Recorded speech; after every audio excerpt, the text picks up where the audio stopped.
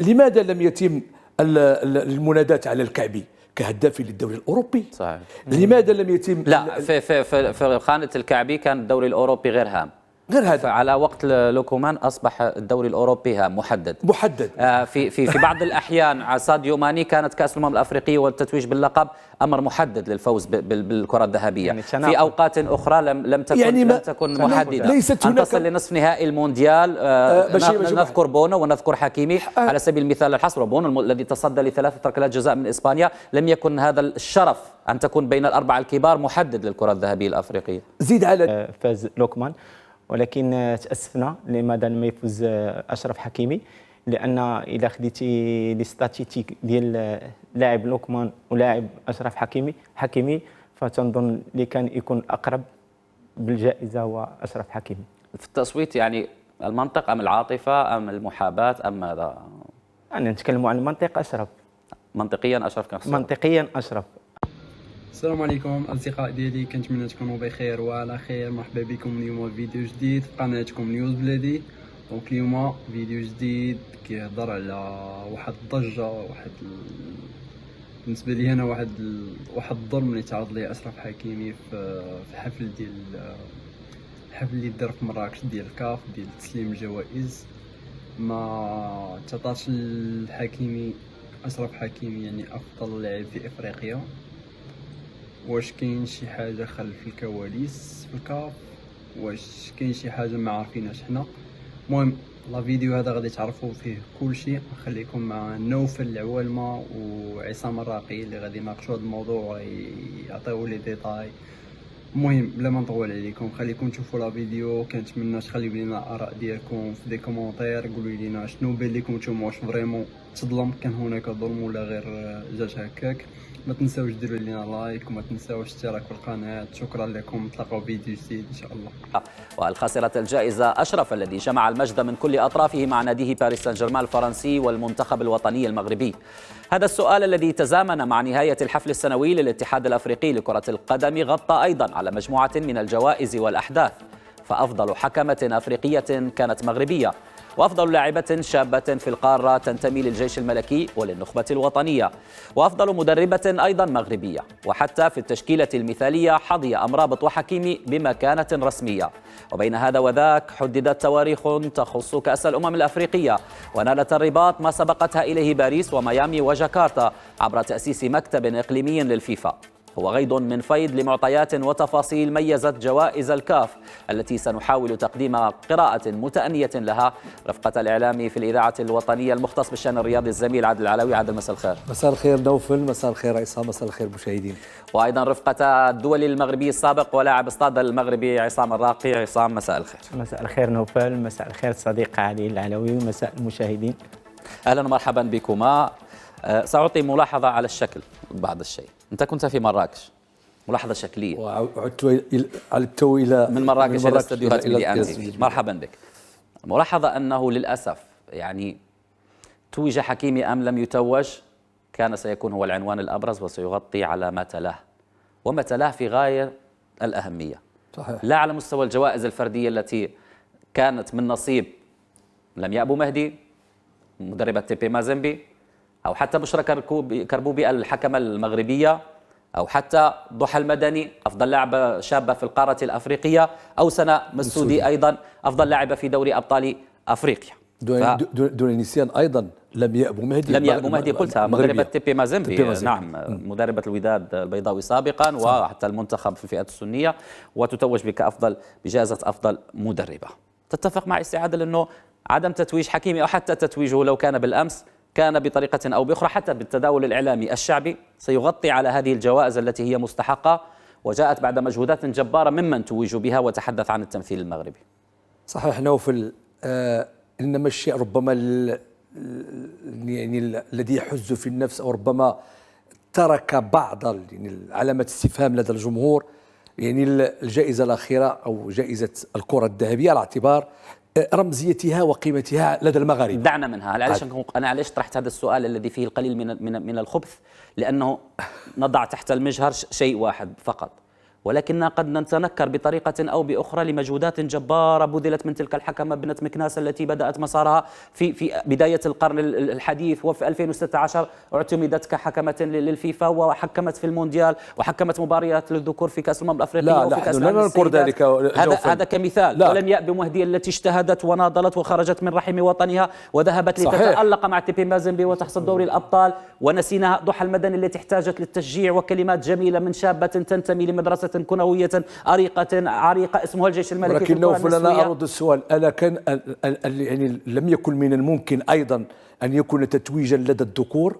هذا الشيء اللي ذكرتي صحيح، ولكن كله لدى الإناث، وهو يعبر عن نهضة كرة القدم النسوية بالمغرب سواء على مستوى المنتخبات أو على مستوى الأندية أو على مستوى الأطور. ولكن ألم يكن المغرب يعني يستحق جائزة على مستوى الذكور بالنظر إلى ما قدمه لا على مستوى المنتخبات ولا على مستوى الأندية ولا أيضا على مستوى اللاعبين المحترفين في أكبر الدوريات الأوروبية؟ هذا سؤال قلت هو الذي أكثر شيوعا، ولكن لما قلنا هذه المعلومات وهذه المعطيات على أن النقاش حتى لم يعطي نوعا ما من الشارع العام والشارع الرياضي المتتبع لكل ذي حق حقه، بأن هؤلاء وجدوا بيئة حاضنة، اجتهدوا وبنوا لأنفسهم مجد خاص. صحيح. وبالتالي يستحق أن يتم التغني بهم بغض النظر عن الجائزة التي نراها هي الأرفع والأسمى، هي جائزة الكرة الذهبية لأفضل لاعب. نريد أن نتغنى بالجميع.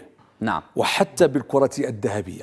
يعني أنا أقول هؤلاء الذين ذكرت منذ لحظات يستحقون ويستحقن يعني عن جدارة واستحقاق، بل ربما يستحقن أكثر من ذلك بالنظر لما أعطوا ولما أسدلوا ولما قدموا لكرة القدم نوضح لكي لا يقول البعض، لأن هناك أيضا تيار آخر يقول أعطوا المغرب الترضية بهذه الجوائز، كيف يمكن لهم أن يعطوك ترضية لو لم تكن تملك حكمة لديها شارة الفيفا؟ كيف يمكن أن يعطوك ترضية لو لم تكن تملك فتاة عندها 19 عام ساهمت في تألق الجيش الملكي في دور المجموعات على حساب النادي الذي فاز باللقب؟ صحيح. يعني هذه معطيات ما غنكروهاش، لا توجد ترضيات.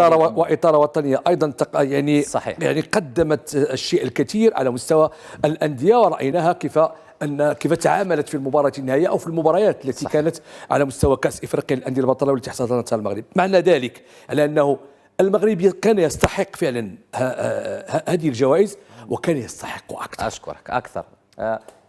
في الاختيارات، وأنت يعني ممن يصوتون اليوم الكباتن العمداء اليوم، حين نقول لوكومان الذي هو متألق ووصل مع جنوب أفريقيا لنهائي كأس الأمم الأفريقية وقاد أتلانتا لنهائي اليوروبا ليغ وفاز وسجل ثلاثية في شباك باير ليفركوزن، هذه كلها أرقام جميلة، ولكن في المقارنة مع نادي يلعب بي اس جي، لاعب تدرج من مدارس مختلفة من مدريد إلى دورتموند إلى الإنتر إلى البي اس جي، محيطه فقط كان فيه نيمار ومبابي وميسي وسيرخيو راموس وقل ما تشاء. وفي هذا الموسم حقق برونزية الألعاب الأولمبية، كابتن لمنتخب مغربي يتسيد المجموعات طولا وعرضا في التصفيات الأفريقية والتصفيات المونديالية.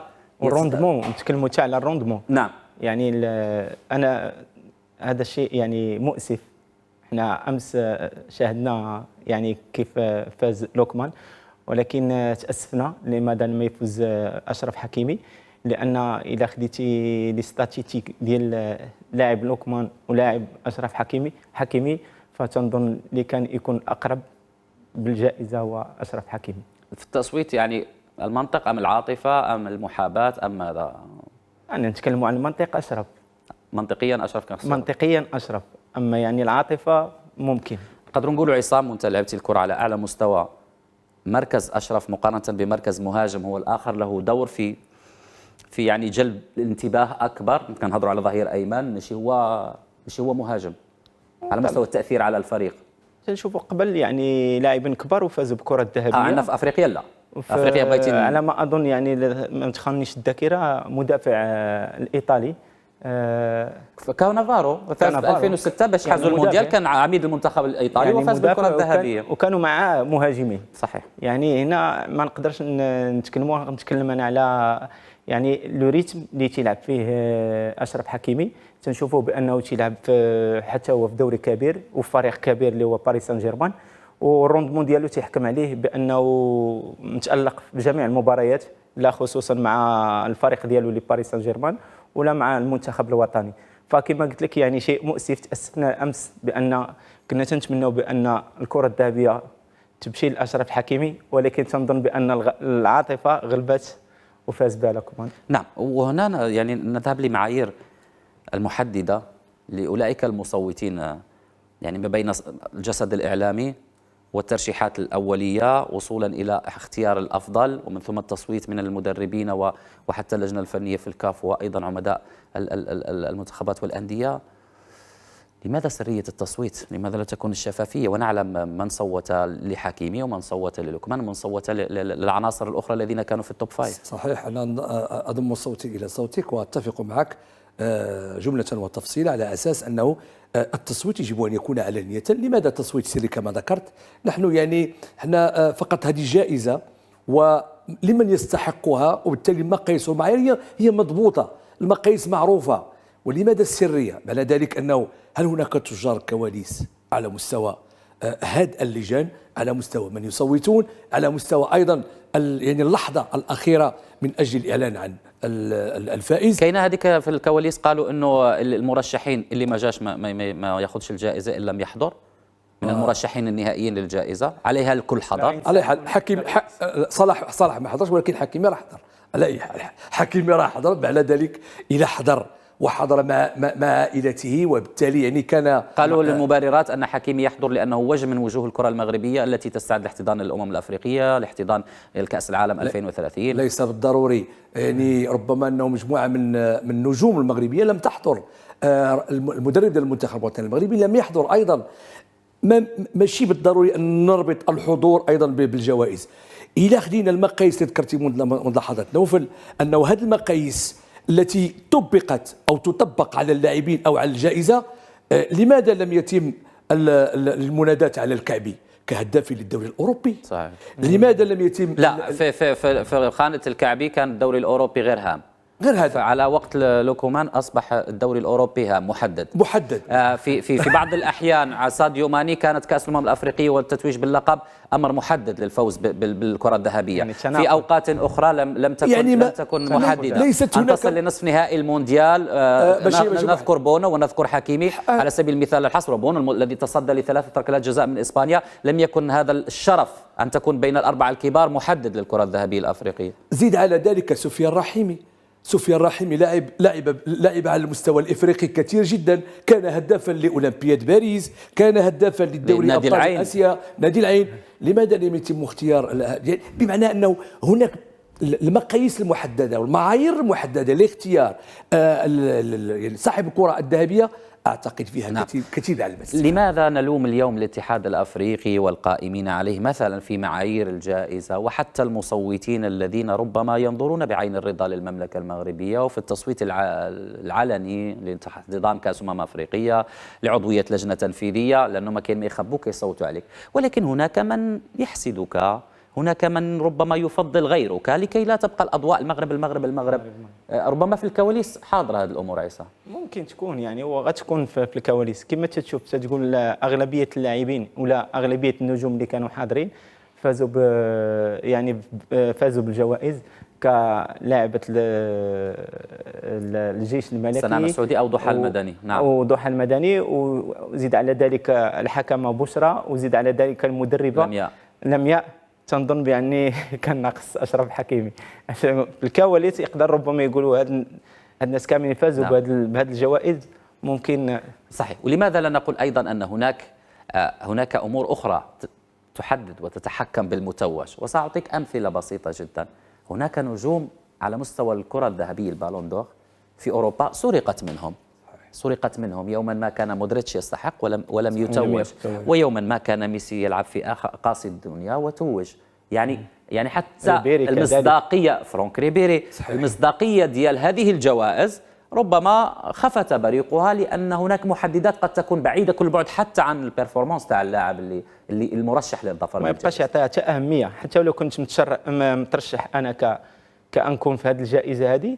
كما غنشوف هذه المسائل اللي دازوا قبل نقدر ما نبقاش نعطيها أهمية. كما قلتي نقدر ما يكونش الحضور ديالي مهم. نعم، ولذلك احنا قلنا أنه واش العدوى انتقلت؟ ما يشاع وما يتم توجيهه من انتقادات للكرة الذهبية أصبحت العالمية، أتحدث العالمية. انتقلت عدواها للكرة الذهبية الأفريقية. هو يعني ربما نفس المقاييس أو بنفس العقلية التي تتحكم فيما هو عالمي، فيما هو أيضا كاين اللي كنقول لك إفريقي. نضيف واحد الإضافة، كاين اللي كيقول لك أفريقيا الأنجلو ساكسونية وأفريقيا الفرنكفونية. ممكن، لا ممكن الترضية. أنا ذكرت منذ لحظات لمن ترضي؟ رأوسي مين خذاها العام اللي فات؟ نيجيري. لمن يرادون؟ أنا أعطيك يرادون صح. تريد أن تتحدث عن صديقنا في المكتب التنفيذي أوسانغور؟ لا، أنا أعطيك اسم، من يرادون؟ أنا أعطيك اسم آخر. ويليامز أفضل لاعب داخل القارة الأفريقية وأفضل حارس مرمى. ماذا قدم ويليامز إذا قارناه مع زيزو مثلا؟ شحات بطل المسابقة دوري الأبطال. أنا يعني أترك جانب اللاعبين المغرب، ولكن أتحدث كان عن زيزو والشحات وزيزو حضر. نعم، وزيزو حضر، بمعنى أنه أشياء لا تفهمها على مستوى المقاييس وعلى مستوى المعايير. بالتالي واش هناك تطبيق؟ لأننا نعرفوا على أنه أحسن رياضي في العالم يطبق إذا كان قد فاز بميدالية أولمبية، إذا فاز ببطولة العالم، إذا فاز على المستوى الإفريقي، إذا فاز على المستوى العربي. هذو هما المقاييس لاختيار المردودية. يمكن نخلو المردود على مستوى كرة القدم. شنو هما المعايير؟ نعرفوا شنو هما المعايير. هل بالألقاب، أم تقاس بالعطاء، أم تقاس بالأهداف، أم تقاس بالقيمة السوقية؟ علاش ما تقولهاش القيمة السوقية التجارية؟ القيمة السوقية أو على مستوى قيمة الدولة أو المنتخب أو البلد على المستوى القاري.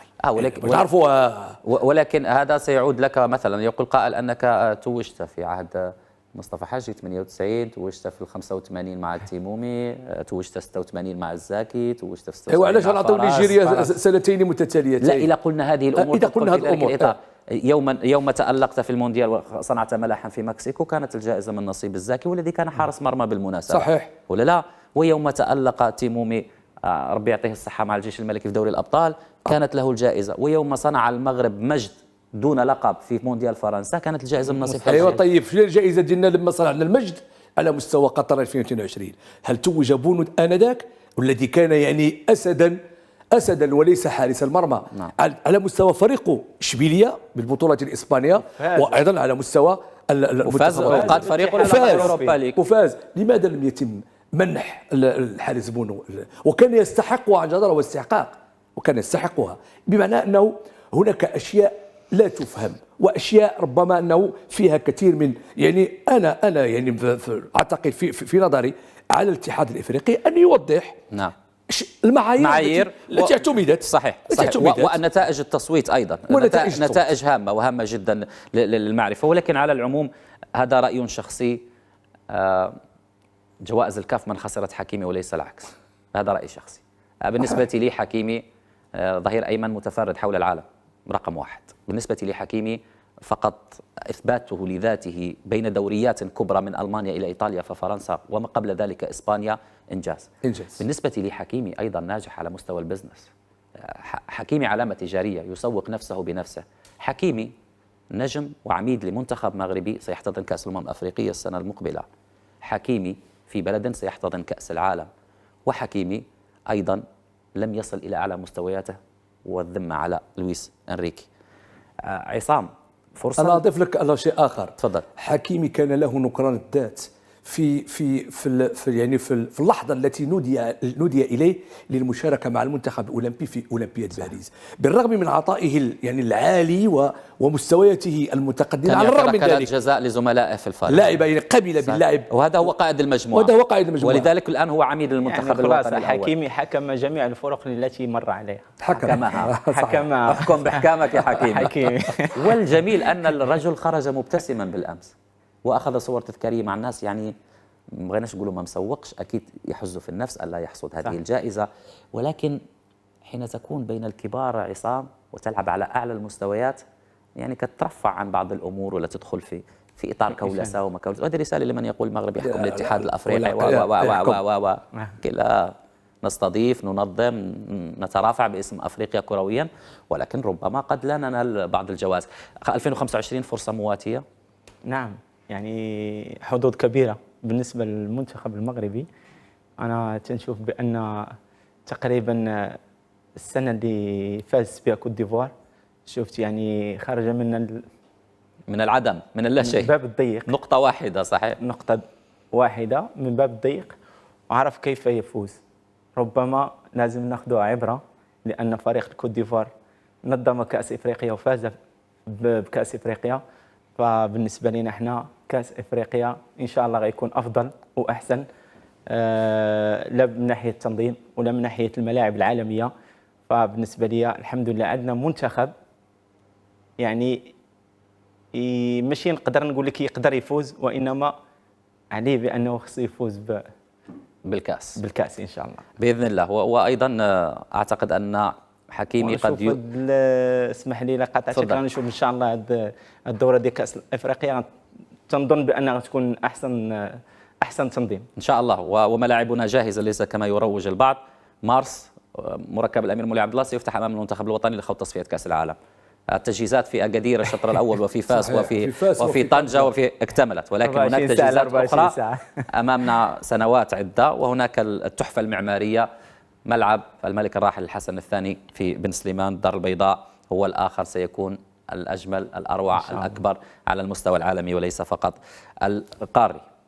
تحدثنا عن كاس افريقيا والاجتماعات، راه ما كانش غير الحفل، كان ايضا كانت كونغرس الكاف اجتمع الهيئه اللجنه التنفيذيه، حددت تواريخ خاصه بالقرعه 27 يناير قرعه كاس الامم الافريقيه، 21 انطلاق المنافسات، و19 من يناير انتهاء الخاصه بكاس افريقيا، بالاضافه الى تنظيم المغرب لكاس افريقيا لاقل من 17 في سنتين متتاليتين 2026 2025 2026. وبالتالي اعتقد على انه المغرب اخذ الكعكه الكبيره من حيث التنظيم، من حيث ايضا المنافسات، ومن حيث ايضا المسابقات.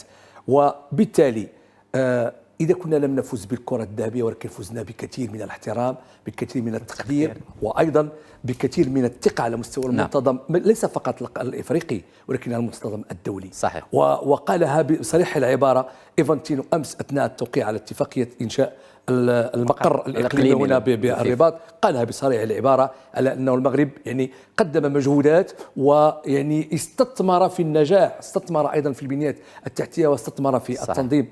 وهذا أعتقد أكبر شهادة اعتراف من رئيس، يعني أكبر رئيس على مستوى كرة القدم الدولية، يقول في مراكش في بلد ليست المرة الأولى. وأيضا قبل أنفانتينو صعد رئيس الاتحاد الإيفواري لكرة القدم ليحصل جائزة أفضل منتخب في القارة، وكيف كان يكيل الثناء والشكر والتقدير لمملكة ساهمت حبا ونتائج وكل شيء في رفعة الكوت ديفوار والظفر باللقب هناك على أرضها وبين جماهيرها. وهناك تابعت، وأنا أقولها بصراحة قريب من الرأي العام، وحاول رصده عبر المنصات التواصل الاجتماعي اللي هي مرآة ربما صحيح. شئنا أم أبينا تعطينا نبذة عن الواقع.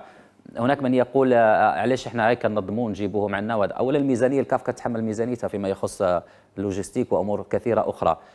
ثانيا، هل تنظر بانك لوحدك في افريقيا؟ اليست اثيوبيا قادره على احتضان جوائز الكاف؟ مصر فعلتها في اكثر من مناسبه، الجزائر، تونس، هناك دول كثيره جدا قادره انها تقول كاف مرحبا بك. ولكن نحن اليوم لسنا فقط في تنظيم هذه الجوائز. اليوم المغرب قبل سنوات احتضن لسيمينار الخاصة بالكاف فيما يخص الكرة النسوية، فيما يخص دبلومات المدربين الكاف برو. اليوم أن تكون أنت قبلة للتظاهرات، وهذا الأمر سبقنا فيه مجموعة من الأمم والدول ولا ضرر في ذلك. وغير ذلك فقط أن تنسج تلك العلاقات، وأن يكون لك القوة الاقتراحية والترافع. ليس أن تشاهد أنفانتينو في مؤتمر في زيورخ عن بعد بحضور 210 من رؤساء الاتحادات، هو أن يكون ذاهبا وقادما إليك، وفي نهاية المطاف يقر ويعترف أنك تشابه ميامي وباريس. صحيح. وعليك أن تحتضن مكتب إقليمي لفيفا، وهذا ليس بالأمر الهين. وبالتالي نحن ماشي غير مسخرين كما كيقولوا، نحن أرض لرياضة كرة القدم وأرض للرياضة بشكل عام، ونقوم خطوة بخطوة من أجل بناء مغرب محوري، مغرب في المركز، مغرب في نادي الكبار وليس يعيش على الهامش. صحيح. وأن ترفع شعار أننا بلد الكرة وأننا أمة كرة القدم، معنى ذلك يجب أن تفعل ذلك على أرض الواقع طبعا. وتفعيل ذلك على أرض الواقع يكون باستضافة هذه المؤتمرات، باستضافة التظاهرات، بجعل المغرب كما ذكرت بلدا محوريا لكرة القدم على المستوى القاري وعلى المستوى وأيضا والجيل الحالي والمقبل محظوظ عصام بتواجد هذه البيئة الحاضنة لكرة القدم والرياضة بشكل عام. صراحة جد محظوظ. فتنشوفوا دابا البنية التحتية اللي الآن غيكونوا جاهزين، فبالنسبه لي ما عندهم حتى شي عذر ولا حتى شي عذر كاع نهائيا، لان الانسان كاينه لا فورماسيون وكاين تكوين الحمد لله ولينا تنشتغلوا عليه. فبالنسبه لي جميع الاشياء موفره تنظن بان خصها النتائج باذن الله. باذن الله. باذن الله. كلمه الختام لك سي عادل، وبغيت تقول لي على اللحظات الاخيره قبل اعلان سي موتسيبي وانفانتينو على ان لوكومان، كيفاش شاهدتوها في ديك القاعه؟ صراحه يعني انا نقول لك يعني كان تشويق والاثاره، ولكن كانت نسبه كبيره او مؤشرات على اساس حكيم. اننا نسمع حكيمي صراحه، لانه كانت مجموعه من الاشياء اللي توحي بان حكيمي سيفوز، الى درجه انه لما دخل القاعه تم اخراجه ومشى للبلاطو الخاص ب يعني داز كضيف معهم في الكافو، بمعنى انه كان هناك تهيئ على اساس ان حكيمي، ولكن لما تم الاعلان صراحه يعني والله العظيم بالله الى اصبنا بخيبه امل وباحباط. معليش، غير هو ايضا هنيئا للوكومان في نهايه المطاف، لاعب موهوب مجتهد، وكما قلناها يعني ليست نهايه المشوار بالنسبه لاشرف. اكيد ما زال العاطي يعطي ان شاء الله ويحصل جوائز اكثر، وكما قلنا ايضا ليس له فقط. نعم 2025 في حاله الفوز المغرب ان شاء الله غادي يفوز بكاس افريقيا، سنحصد الاخضر واليابس كما شاهدنا كوت ديفوار الان. صحيح. كوت ديفوار لما فازت بكاس افريقيا، مصر قبل ذلك على مدى سنوات. ساديو ماني مثل السنغال في 2019 وحصد الجائزه، محمد صلاح كذلك ومثال. يعني على العموم أنا فرحت لإنجازات كغيري من المغاربة لإنجازات كثر حصدوا جوائز على اجتهادهم وعلى مثابرتهم، خاصة من تحدثنا عنهم قبل قليل. ولكن بقيت في القلب غصة تجاه أشرف حكيمي، إلا أنه إن شاء الله سيسرنا ويفرحنا ويسعدنا من خلال كان المغرب 2025. شكرا لك عادل العلوي. شكرا جزيلا لك مرة أخرى نوفل، شكرا للمشاهدين الكرام، شكرا لك عصام الراقي مرة أخرى، شكرا سي نوفل، شكرا سي عادل، شكرا لكما، والشكر موصول لكم مشاهدينا الكرام على حسن المتابعة. لكم أجمل تحية أينما كنتم، إلى اللقاء.